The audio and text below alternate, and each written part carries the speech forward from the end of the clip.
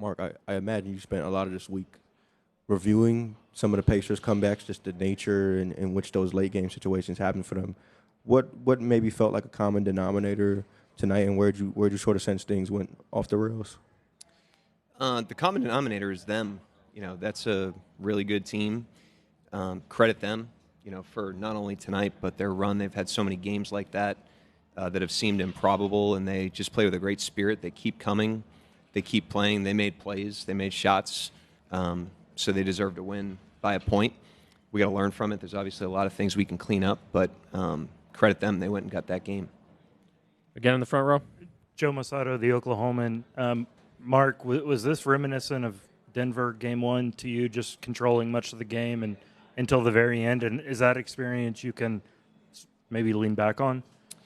Yeah, I mean, the playoffs take you to the limit, and they put your back against the wall in games, in series.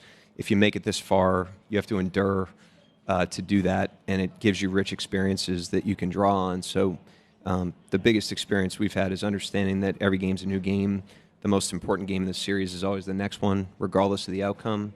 We would have liked to win tonight, but tonight was a starting point, not an end point. There's a lot of things we can improve on. There's a lot of things I'm sure Indiana thinks they can improve on, and now the series starts to evolve. So would have liked to get the game, but need to be a better team in Game 2.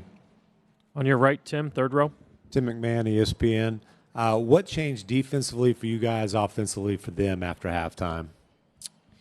I thought they loosened us up a little bit. They took better care of the ball. Obviously, I'm sure that was a huge theme for them coming in and at the half.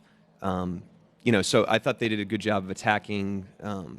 They made a couple more shots, obviously. We'll have to look at it, but I thought our conversion on the turnovers in the first half hurt us a little bit. Like, we didn't get the kind of juice for that squeeze that we normally do when we turn teams over, so we can take a look at that. I thought offensively for us, we hit the paint like crazy. We took like 50-something shots in the paint for only 40-something points. So we can look at those. We got to finish stronger. We got to be stronger with the ball, or we got to spray some of those out and look at those pictures. But this is what happens when you play a team. You learn them, you get a feel for them in Game 1, and then the series starts to evolve. On the left over here. Mark, Jenny Carlson with the Oklahoman. Obviously, opportunity lost to lead all night and then lose. How do you not let it trickle into the next game? And what have your guys done to lead you to believe that it won't be sort of a, maybe the defining game of this series? Well, there's a lot more games left in the series, so we understand that. We got to get ourselves to 0, as we always do. That's a habit that hopefully we've formed. These guys have made a habit of being able to get ourselves centered and play our best game in the next game. So you got to tip your hat to them. They got us tonight. They played really well. They deserve to win, but we got to learn from it. We got to improve like we would if we had won the game, and get ourselves ready for Game 2. It's really what it comes down to. Front right, Nick. Mark, you mentioned the conversion and some of the stuff you had around the rim that just didn't go down. What did you notice in real time about maybe the angles you all were getting on drives, or some things there that you all can clean up in Game 2? Yeah, it was a little bit of everything. I thought we were a little sloppy on some gathers. They got a piece of the ball on some of the plays. I thought there were some that we probably jammed up there, and we could have gotten to 2 feet or sprayed the ball back out. And some of them we just didn't finish, which is part of the game. I mean, we don't have to be perfect, but we do have to learn from it. This is a team we haven't played a ton this season, so tonight gave us a feel for them, and we've got to take that feel, figure out where we can improve, and just improve as the series goes on. That's always our mantra through these series, is we just have to grow with the series. That's going to be our challenge in this one. But we got to get to work on that, obviously. Myron up front. Yeah, a couple of things. One, you got the turnovers tonight, 25, but they didn't produce a lot of points, and you led the playoffs in points off turnovers. And also, Obi Toppin, it's like every time he came with a big three-pointer, was he doing something to get open? Or were they running some stuff for him? But he seemed like he really hurt you tonight. Yeah, the turnovers, that I thought was a big part of it. Our conversion, we want to be fast up the floor. I didn't think we converted a lot of advantageous situations tonight, so we can learn from that. Like I said, we want to be in the paint against this team. Thought we got there a lot and just didn't convert those. So offensively, there's things we can look at. And then defensively, they made some plays. They made some shots. Neesmith made some big shots, and Toppin, shot the heck out of the ball. I don't know what they shot as a team from 3. I think it's like 45 or 46. But They shot the hell out of the ball. They have all playoffs. We got to look at the ones that, if they're contested and they just make a shot, you tip your hat. But there was a lot of them that were on our breakdowns. We got to learn from those and credit them. They made us pay when we made mistakes tonight. Dan in the center.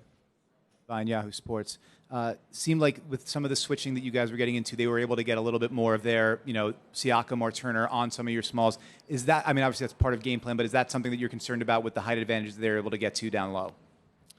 Only if they take advantage of it. Some of it's the cost of doing business, to be able to get perimeter speed on the court, get more switching in the game. It's obviously something that is a trade-off, but we can look at it. I thought the small lineup at the end of the first half looked pretty good. Offensively, we didn't move the scoreboard, but I thought we were getting some good stuff there. That's why I went back to it down the stretch. But, when we're small, we have to be pressure-oriented and contain the ball. And I thought they got some cracks against us that hurt us a little bit more than the post-ups did. But we'll look at everything. We obviously have to be better if we want to win game 2. Next row back. Yeah, you had a starting lineup change. What was the reasoning going to Wallace, and then late you closed with no centers? Are you seeing at least early that this might be a smaller series? It was tonight. That was obviously the intention. I thought getting Kaysen out there, really defensively, giving us another perimeter guy for Halliburton and Nemhard. That was the idea there. We've been pretty fluid with the lineup throughout the course of the season. Kaysen started 40-something games. We changed the lineup a million times. We obviously heading in the playoffs, but that's why we do it during the regular season, is so that it's not earth-shattering when we do it. So I thought the guys adapted. We got off to good starts in both halves. But we'll see how the series goes. We obviously have a lot of optionality. We'll look at everything. We'll look at anything we can to try to give ourselves the best chance to win. Fourth row on the right. I think Indiana scored 12 points in the final 2.5 minutes. Do you think it was the pace that kind of put you guys at a disadvantage, or how would you assess how your defense performed in the last 2.5 minutes? A little bit of everything. They made some plays on some of those plays. They made some shots. They got a couple that you wish you get back. We had bonus fouls, which were costly. And then offensively, we didn't move the scoreboard as well as we could have. And so you just add all that up, and that's how you get that sort of comeback. But, you tip your hat to them. They made plays. They've done it all playoffs. This is part of their identity. They have a lot of belief. They never think they're out of it, so they play with great confidence even when their back's against the wall. They proved that tonight. And, to me, that's a game that they went and got. And it's a game that we can look at and improve in a lot of different areas, and that's our challenge right now as we head into game 2. Last question over here, Randall, third row on the left. Daniel Bell, BSO. Their last turnover came with a lot of time left in the game. Did you feel like there was anything that you guys stopped doing to cause those turnovers? Did you feel like there was anything that they did to stop turning the ball over? We can look at it. It's never our end game. Is to turn them over. It's really about disruption, disruption of their rhythm, getting our pressure into the game, using our speed. And oftentimes that yields turnovers, but it also yields non-rhythm shots. And so if they're lining up rhythm shots or getting, deep in the paint on us, then that we've had some sort of breakdown of that. But it's not just about turning them over. It's about trying to force them away from what's comfortable. And I thought we did that for much of the game. But obviously, down the stretch, they did a great job of generating what they needed to win. Thank you, Coach. Yep, thank you.